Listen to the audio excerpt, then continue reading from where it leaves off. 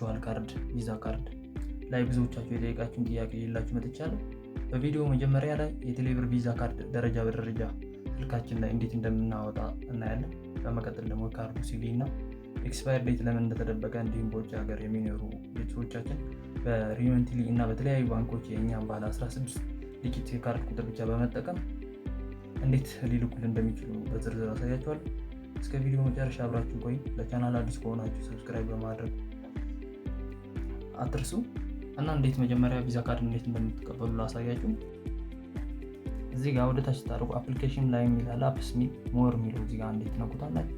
እዚህ ጋር ወደ ታች ወደ ላይ ስታደርጉት ማይ ቪዛ ምትላለች እዚህ ጋር። ከዛ ለመቀበል ከሆነ ያኛውን ትነኩት። እኔ ኦልሬዲ ሬጂስተር አድርጌያለሁ። ለምሳሌ ያው የኔን ክሊክ ስል ፓስወርድ ይጠይቀኛል። እቺ ነች። እዚህ ጋር ካያችሁት ሲቪ እና ኤክስፓየር ዴት የለውም እና እናንተ መቀበል ስትፈልጉ አፕላይ ፎር ቪዛ የሚለው እሱ ጋር ነው አንዴ ክሊክ የምታደርጉት። በ24 ሰዓትም በአንድ ሰዓትም ይሰጧችኋል፣ አይቶ ማለት ነው ምላሽ ይሰጧችኋል። እና ካርዱ ላይ የቪዛ ቁጥር ብቻ ነው የሚታየው። የካርዱ መጠናቀቂያ ቀን፣ ኤክስፓየር ዴት እና የደህንነት ሚስጥር ቁጥር ሲቪ የተደበቀ ነው። ለደህንነት ተብሎ ነው የተደበቀው። ያ ማለት በአሁኑ ሰዓት ካርዱ የተሰራ ከውጭ ሀገር ብቻ ብር ለመቀበል ነው። ኦንላይን ላይ ክፍያ ለመፈጸም አይደለም፣ ጀስት ለመቀበል ብቻ። ይሄ ደግሞ ከጊዜ በኋላ ኤክስፓየር ዴት እና ሲቪ እንደሚያመጡት እርግጠኛ ነኝ።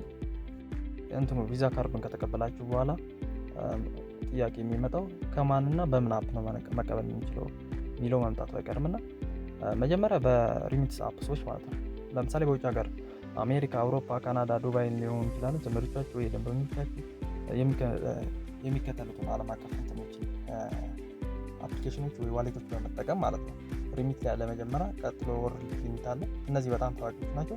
እንዴት ነው የሚልኩት ካላችሁ ካሉበት ሆነው የሪሚት አፖችን ይጠቀማሉ። ከዛ ዴቢት ካርድ ዲፖዚት ወይም ደግሞ ቪዛ ዳይሬክት የሚለውን መርጦ የእናንተ 16 ዲጂት ቁጥር በማስገባት ሙሉ ስማችሁ ይወጣል። ከዛ ቀጥታ ነው የሚልኩት ማለት ነው በእነዚህ አማካ ወይ ዩኤስ ዴቢት ካርድ። ከዛ ልክ ዶላርም ዩሮም ሊሆን ይችላል እናንተ ጋር በ30 ደቂቃ ወይ በአንድ ሰዓት፣ በጣም ፈጣን ነው። ከዛ ቀጥሎ ከማንኛውም ዓለም አቀፍ ባንክም መቀበል ይችላል። ለምሳሌ አሁን ከቼዝ ሊሆን ይችላል፣ ባንክ ኦፍ አሜሪካ፣ ሌሎችም የቪዛ ዳይሬክት ካርድ ቱ ካርድ ተጠቅመው ማለት ነው ካርድ ቱ ካርድ የሚለውን አገልግሎት በመምረጥ የእናንተን 16 ዲጂት ቁጥር አስገብተው ነው መላክ የሚችሉት። ከዛ ምን አለ መሰላችሁ ለኦንላይን ሰራተኞች ፍሪላንሰር ማለት ነው ኦንላይን ላይ የሰራችሁት ለምሳሌ አፕወርክ ሊሆን ይችላል፣ ቫይቨር የምትሰሩት ከሆነ የሰራችሁት ሜክ ያደረጋችሁትን ገንዘብ ወይ ወደ ግሬ አካውንት ወይም ደግሞ ኤርቲም ወይም ፓዮኒር በመላክ ከዛ ከሱ ደግሞ ወደ ሪሚት ወደሚለው ማለት ነው አሁን ሪሚት አፕሊኬሽኖች ላልኳችሁ ማለት ነው ወደዛ ትልኩና ከዛ በኩል ደግሞ ወደ ቴሌብር ቪዛ ካርዳችሁ መላክ ትችላላችሁ ማለት ነው። ባጭሩ ሪሚት ማለት ዋሌት በሉት በቃ ላኪ ነው። ሁሉም ዓለም አቀፍ ታዋቂ ነው። ከዛ ከባንክም መላክ ይቻላል እያልኳችሁ ጀስት አሁን ምንድነው ቴሌብር ይሄንን ቪዛ ካርድ ያወጣው ለመቀበል ብቻ ነው። ኦንላይን ላይ ክፍያ ለመፈጸም ሲቪ እና ኤክስፓየር ዴት ያስፈልጋል። እሱም ሄድ አድርጎታል፣ ደብቆታል። የደበቀበት ምክንያት ደግሞ ያው ሲስተም በደንብ ስላላለ ግን ከጊዜ በኋላ ማውጣቱ አይቀርም እና ምንድነው ጥቅሙ መሰላችሁ? ፈጣን ነው በጣም። ሲቀጥል ደግሞ ጉርሻም አለው ታውቃላችሁ። ከዛ በቃ ፍጥነቱ ነው ደስ የሚለው እንዳልኳችሁ 1 ሰዓት ወይ 30 ደቂቃ ልክ ከሀገር ውስጥ እንደምትልኩት ማለት ነው። ከዛ ልክ አሁን ለምሳሌ በቁጥርም መላክ ይችላል ያለ ቪዛ ካርድ። እሱ የሚሆነው ምንድነው ቴሌብር ሪሚት ሲከፍቱ ማለት ነው። አሜሪካ ያለው ወዳጃችሁ ቴሌብር ሪሚት የሚለው ከከፈተ በቁጥራችሁ መላክ ይችላል ቀጥታ። ቪዛ ካርድ ያስፈልገው ይሄኛው ቬሪፋይ አድርጎ በዛ ሀገር ቁጥር በአሜሪካ ቁጥር ቬሪፋይ አድርጎ ወደ ኢትዮጵያ ባለው ቁጥር መላክ ይችላል። ምን ተጠቅሞ ቴሌብር ሪሚት ተጠቅሞ ማለት ነው። ሌሎችም ሀገር እንደዛ ባየው ቴሌብር ሪሚት ከ190 በላይ ሀገሮች ጋር ስምምነት አለው። ከከፈቱ ነው ግን በቁጥር ብቻ መላክ ይቻላል። ካልከፈቱ ግን ቴሌብር ሪሚት ካልከፈቱ የነሱ ሪሚት ብቻ የሚጠቀሙ ከሆነ በቪዛ ካርድ ነው በ16 ዲጂት ማለት ነው።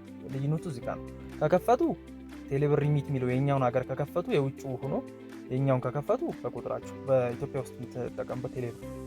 ካልከፈቱ ግን ከሌሎች ባንኮች፣ ዓለም አቀፎች ዋሌቶች መቀበል እንዲችል ከሆነ ግን በ16 ቪዛ ካርድ ነው መጠቀም ይችላል። በዚህ ቁጥር 16 አሃዙ ማለት ነው። እና ይሄንን ይመስላል። ተጠቀሙበት። ከተመቻችሁ የሆነ ትምህርት ይሰጠኛል ብላችሁ ካሰባችሁ ሰብስክራይብ እያደረጋችሁ አመሰግናለሁ። ጥያቄ ካላችሁ ኮሜንት ላይ አሳውቁኝ።